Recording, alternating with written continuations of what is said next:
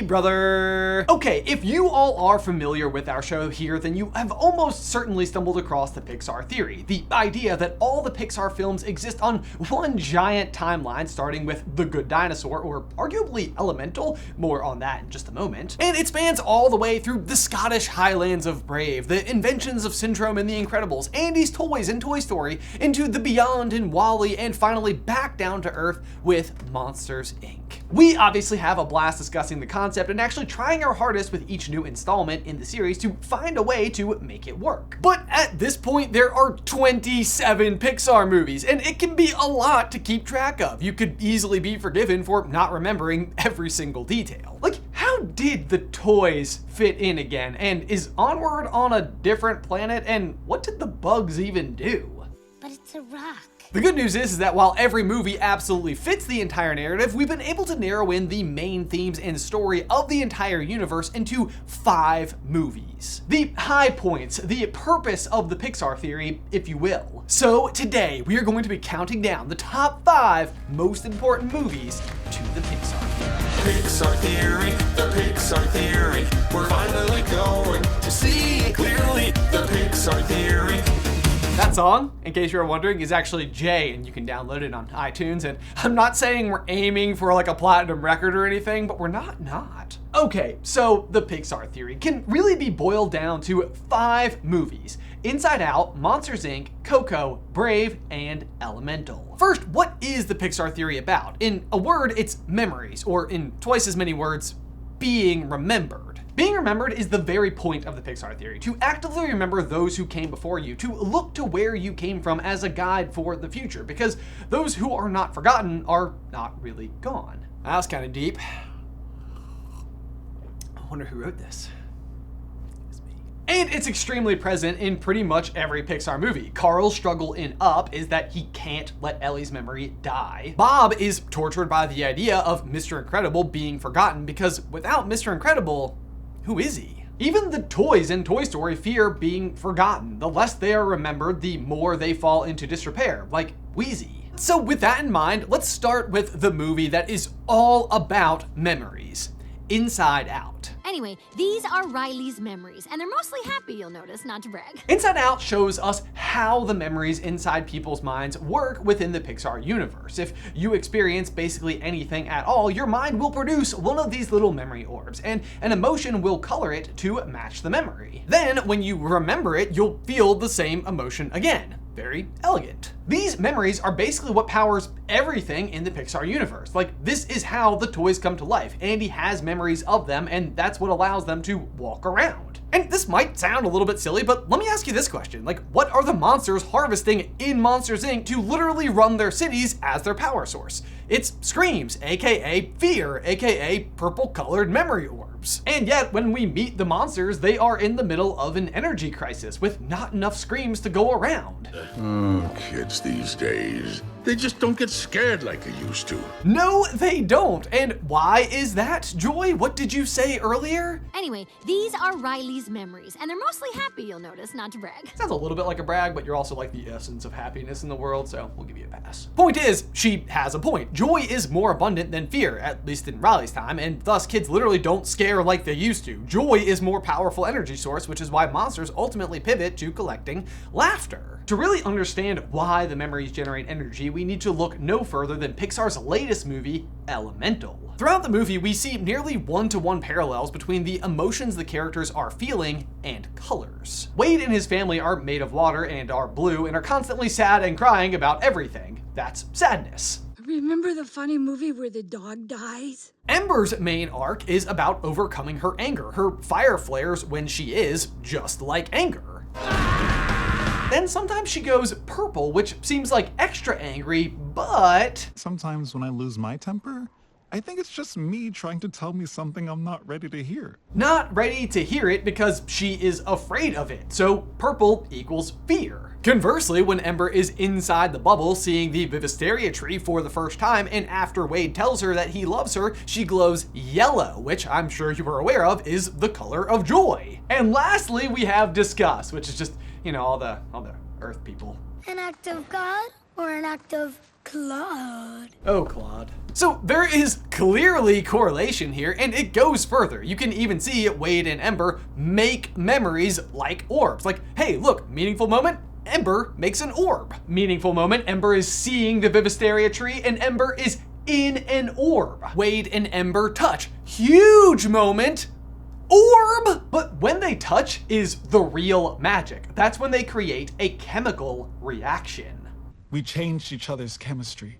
Which, in case you don't know, a chemical reaction is a process in which one or more substances, the reactants, are converted to one or more different substances, the products. And chemical reactions are an integral part of technology, of culture, and indeed, of life itself. Ember's mom even does this love match ritual that displays whether or not two different fire sources are compatible with one another. But when Wade and Ember do it, we see the end result. It's actually making a helix of smoke.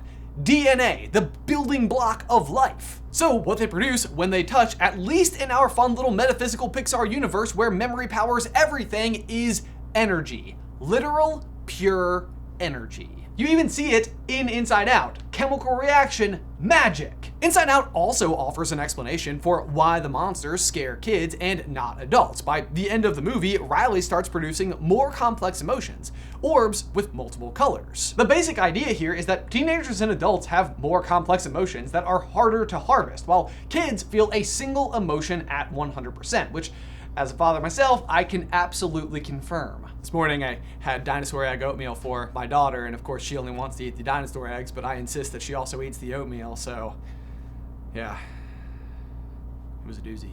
Was that true? That is true. That actually happened. Ah, nice. We also learned that not all memories are forever. Throughout the movie, we see Riley's little jelly bean characters actively clearing out old and unused memories. Riley hasn't touched them in a while, and they've deemed them forgettable. Yeah, just keep Washington, Lincoln, and the Fab one. Forget him! But all these memories end up in the memory dump, where they are slowly but finally forgotten. Which is a super fun representation of how you forget certain information, but we also get to see what happens when a being is wholly forgotten. Specifically, Bing Bong. Take her to the moon for me. The irony is Riley forgetting Bing Bong is something I personally will never forget. Thank you for that, Pixar. Now, Bing Bong is an imaginary friend, so while his death is of course sad, the stakes are also kind of low, and yet this outcome is what basically every Pixar character is in hopes of avoiding or preventing. We get a much more in-depth look at how this works person to person inside of the movie Coco. I always thought it was fascinating how the city of the dead looked like a more vast version of Riley's mind, but really it's not a surprise at all because it's kind of the same phenomenon. Riley's mind holds a single girl's memories, but the city of the dead is the collected memories of generations of people of Mexico, or at least their memories of their dead. And it works pretty much exactly the same. Once a year on Dia de los Muertos, if your family puts your picture on the ofrenda, you are allowed to cross over to the living world and receive gifts. This is like a memory being called to HQ. You are in the mind again. What the? This again? Either way, ofrenda or not, as long as any memory of you exists anywhere, just one memory orb in one living person's head will be enough to keep you alive in the afterlife. You know what I mean. But if you are entirely forgotten, then like Bing Bong, you receive a second death, a final death. This is precisely what happens to Hector's friend, Chicaron. He is wholly forgotten and, much like Bing Bong, gone forever. So how do you avoid the second death? Is it even possible? Characters like Ernesto de la Cruz seem poised never to be forgotten, what with being one of the most famous musicians of all time. And yet, time is the enemy. People may continue loving his music for hundreds of years, but eventually, his last song will play, the last statue of him will crumble, and the universe will forget Ernesto.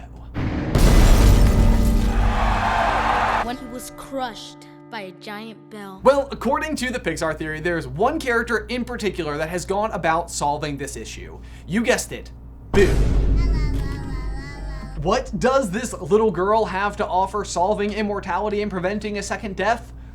Everything, because of course she doesn't stay a little girl forever. But what happens when she is a little girl affects her life forever, and what happens is that she spends a few days in the monster world, making friends with James B. Sullivan, aka Sully, aka Kitty! It's a magical couple of days, but over too soon, as Boo must eventually return to the human world and never to see her blue friend again, or almost never.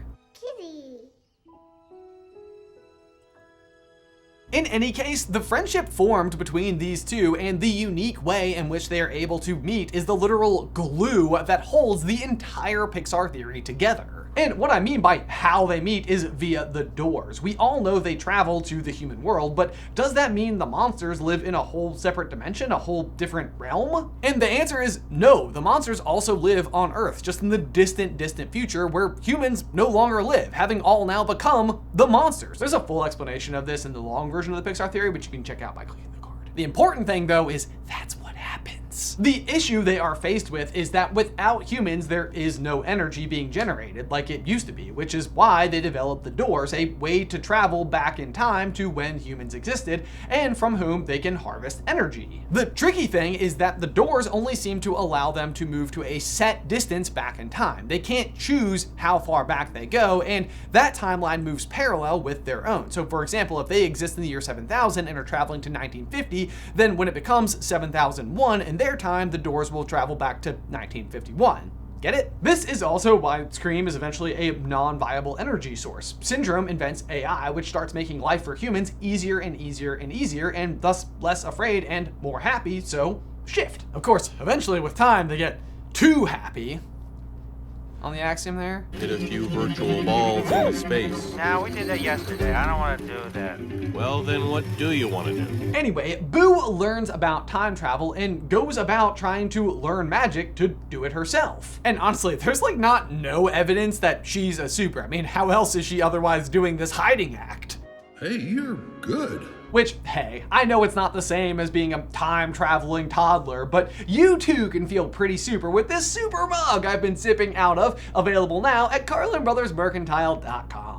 But y'all, we need to take a brief pause right there to give a huge thank you to today's sponsor, Factor. So I know we've just dipped our toe into spring here, but let's travel back in time. It's November, you've got the holidays, then December, and you've got more holidays. Then it's just the dark, cold days of winter for 3 whole months. I don't know about you guys, but eating healthy through this stretch is tough. But this is also what I personally love so much about Factor. They provide restaurant quality meals that are fresh and never frozen and ready to eat in just 2 minutes. And Factor has you covered any time of day. With their add-ons, you can snag pancakes, smoothies, I'm partial to the cinnamon horchata, and more, like their wellness shots. I've been doing the cayenne cleanse in the morning. They genuinely give you a boost to just kick off your day. Factor really is the perfect solution if you're looking for fast premium options with no cooking required. And it's flexible for your schedule. Get as much or as little as you need by choosing your meals every week, plus you can pause or reschedule your deliveries anytime. So head on over to factormeals.com/super50 and use code super50 to get 50% off. That's code super50 at factormeals.com/super50 to get 50% off. Link in the description down below. Anyway, eventually we can assume Sully dies and Boo goes about trying to ensure he never experiences the second death. But how does she do it? Well, as we are all quite aware by this point, Boo is the witch. Everything is half off. And oddly, there are large amounts of proof for this one. Like, for one, magic doors, check. For 2, Sully is basically a big bear, and what does the witch carve? Bears. Then for 3, how does the old witch in ancient Scotland know about Pizza Planet trucks? Time traveler. And then for 4, where did Sully come from? Her door. And oh my god, who is carved on the witch's door? Sully. I'll give you a second to pick up your mind off the floor.